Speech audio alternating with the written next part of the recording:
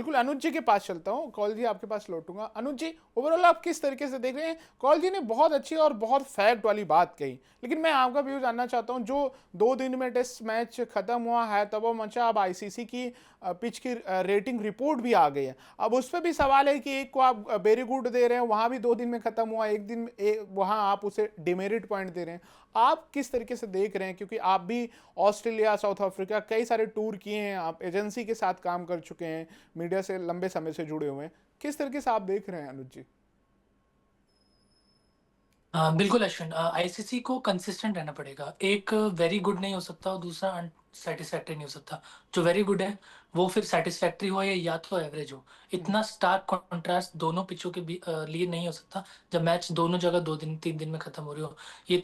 ये तो करो। चलो, बात हो गई कि आईसीसी ने मेलबर्न वाली पिच को अनसेटिस्फैक्टरी कर दिया, और मैं बता दूं ऐसा पहली बार ऑस्ट्रेलिया के साथ हुआ है उनकी टेस्ट क्रिकेट हिस्ट्री में कि कभी उनकी पिच को अनसेटिस्फैक्टरी डिक्लेयर किया जाए। इससे पहले हम यही डिबेट किया करते थे कि जब भारत में मैच 2 दिन में खत्म हो जाता है तो स्पिनरों को बहुत बोला जाता है कि ये जल्दी मैच खत्म कर दिया, एक बहुत ही अनसेटिस्फैक्टरी पिच में बनाई थी, बॉलिंग फ्रेंडली पिच बनाई थी। बट पहली बार ऑस्ट्रेलिया में आईसीसी ने बोला है कि उन्होंने बॉलिंग फ्रेंडली पिच बनाई थी कि पहले दिन में 20 विकेट गिर गए, दूसरे दिन में 16 विकेट गिर गए और मैच मैच खत्म हो गया। तो आईसीसी को हमेशा कंसिस्टेंट रहना पड़ेगा।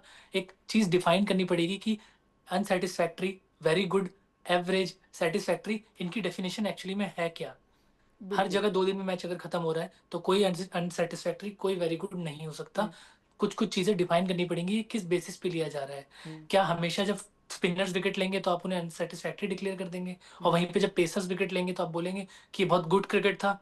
क्योंकि हमेशा से ऐसा ही रहा है कि ऑस्ट्रेलिया में जब दोनों मैच हुए, पर्थ और मेलबर्न वाले, स्पिनर्स ने बॉलिंग ही नहीं करी, बिल्कुल, एक सिर्फ ओवर भी नहीं पेसर्स ने ही डाला। विकेट निकाल दी। और मैं एक स्टैट पढ़ रहा था कि जो पर्थ वाला टेस्ट मैच है वो शॉर्टेस्ट टेस्ट मैच है in terms of ball being bowled. सिर्फ 847 बॉलें खेली गई हैं।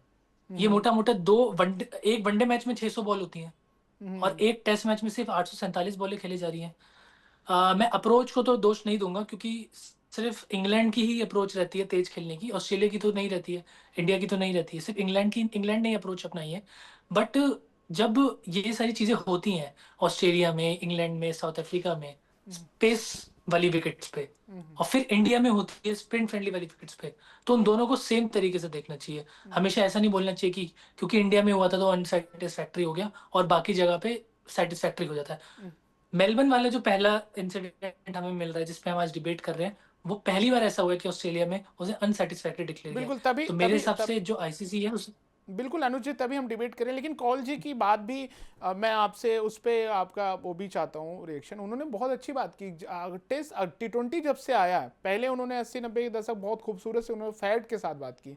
T20 आने के बाद बहुत कुछ बदला है टेस्ट क्रिकेट में। जो आज स्थिति कहीं ना कहीं T20 बहुत, और लीग जो बहुत खेल रहे हैं क्रिकेटर, उसका कहीं ना कहीं बहुत ज़्यादा इसमें रूल है। आप किस तरीके से देख रहे हैं? कॉल जी ने तो बहुत फैक्ट तरीके से इस पे बताया, और मैं तो उनकी बात से सहमत भी हूँ। इसमें अश्विन अश्विन जी, इसमें मेरा एक जो अपना ओपिनियन ये है कि बिल्कुल। आ, अब मैच रिजल्ट ओरिएंटेड हो गया है। हम्म, पहले आप मैच नहीं जीतते थे तो आपको कोई नुकसान नहीं होता था, क्योंकि वर्ल्ड टेस्ट चैंपियनशिप नहीं थी, पॉइंट्स टेबल नहीं थे। हम्म, आपको टेस्ट मेस मिला करती थी हम्म, कि टेस्ट मेस किसके पास रहेगी। अगर इंग्लैंड ऑस्ट्रेलिया खेल रहे हैं तो वो एशेज के लिए लड़ते थे, बाकी लोग टेस्ट मेस के लिए लड़ते थे, जैसे बॉर्डर गावस्कर ट्रॉफी में होता है। बट अब कहीं ना कहीं वर्ल्ड टेस्ट चैंपियनशिप आ गई है और मैचेस रिजल्ट ओरिएंटेड होने लगे हैं। तो जहां पे हम सोचा करते थे फोर्थ डे, फिफ्थ डे या थर्ड डे में भी कि चलो मैच ड्रॉ करवा दिया जाए, वहीं पे अब लोगों की सोच बदल गई है कि मैच को जीता जाए। कैसे मैच को जीता जाए, अब ड्रॉ को वो लोग अपनी एक हार कंसिडर करने लगते हैं। और ये कहीं ना कहीं विराट कोहली वाला माइंडसेट भी था कि कैसे मैच को कंप्लीट किया जाए, कैसे मैच को जीता जाए। तो सिर्फ T20 को दोष देना मेरे हिसाब से तो गलत होगा, क्योंकि T20 तो 2014 में भी था, 2012 में भी था, पर तब भी हम 600-700 रन बनते हुए देखते थे। टेस्ट मैच में टेस्ट मैच में 600-700 रन बन रहे होते थे, करुण नायर ने 300 रन मारे हैं, प्लेयर्स 300 रन मार रहे थे। तो मेरे हिसाब से चीजें रिजल्ट ओरिएंटेड हो गई हैं कि रिजल्ट बहुत जरूरी हो गया है, कि एक मैच जीतने पे 6 पॉइंट मिलते हैं, ड्रॉ करने पे 4 मिलते हैं, हारने पे 3 मिलते हैं। तो कहीं ना कहीं ये रिजल्ट ओरिएंटेड गेम हो गया है, इसलिए भी रिजल्ट लाने के लिए भी तेजी से खेला जा रहा है। और मेरे हिसाब से मैं अगर सोचूं तो इंग्लैंड ने जो अप्रोच अपनाई है, लोग बहुत क्रिटिसाइज करते हैं, पर पर्सनली मुझे बहुत अच्छा लगता है, क्योंकि जब हर ओवर में एक चौका पड़ रहा होता है तो वो दोबारा से इंटरेस्टिंग हो गया। मे बी सर मेरे से डिसएग्री कर सकते हैं, बट मैं देख रहा हूँ कि लोग काफ़ी टेस्ट मैच को पसंद करने लगे हैं। वो आजकल हम देखते भी हैं कि लिखते हैं test cricket is the best cricket, test match as its best. जब फिफ्थ डे पे ऐसा हो जाता है कि एक टीम को 4 विकेट चाहिए जीतने के लिए और एक टीम को 100 रन बनाने हैं, तो सब लोग देखने लगते हैं एकदम से, दोबारा से व्यूअरशिप बढ़ जाती है और लोग ट्विटर पे बात करने लगते हैं, जो कि पहले शायद मैं सोचता था कि टेस्ट में उतना नहीं देखा जाता था। तो ये भी एक चीज़ है जो नई जनरेशन ने जो उसे इंटरेस्टिंग बनाई है, जो तेज खेलने वाला फैक्टर है, कहीं न कहीं ये चीज़ भी एक काम करती है उसमें। कॉल अश्विन। कॉल जी मुस्कुरा रहे थे, मैं इस पे जरूर आपका रिएक्शन चाहूंगा। और मेरा इस पे एक सवाल भी ऐड ऑन है, क्या गेंदबाजों को मदद मिलना गलत है? तो फिर टेस्ट क्रिकेट की पहचान क्या रह जाएगी? और बाकी इस सवाल के साथ साथ आप जब जवाब दे रहे थे अनुज जी बड़े मुस्कुरा रहे थे, क्या आप सोच रहे थे? कौल साहब आप बोले। नहीं नहीं, मेरे ख्याल में हम जो हमारे जो एक्सपर्ट दूसरे वाले हैं इन्होंने सही बात कही। ये मैं इस पे मैं कोई क्वेश्चन मार्क नहीं ले रहा हूँ। इनका जो कहना है सही बात है, लेकिन मेरा कहना कुछ और है। देखिए, होस्ट जो है, होस्ट टीम जो होती है, उसका ये असूब जो अप्रोच होता है कि विकेट वो अपने हिसाब से ले आउट करते हैं। जैसे इंडिया में है तो आप देखेंगे कि हम स्पिनर स्ट्राइक बनाते हैं, because our team used to be dominated by spinners. और ऑस्ट्रेलिया और वेस्ट इंडीज में आप जाएंगे तो वहां वो फास्ट विकेट स्ट्राइक्स बनाते थे। ये अप्रोच रहता था, और अगर उस वक्त क्रिटिसिज्म भी हो जाता था, but it used to be very light criticism, क्योंकि ऐसे नहीं होता था जो आजकल हुआ। आजकल जो हो रहा है कि 1 या 2 दिन में टेस्ट खत्म हो रहा है, ये this is a matter of worry.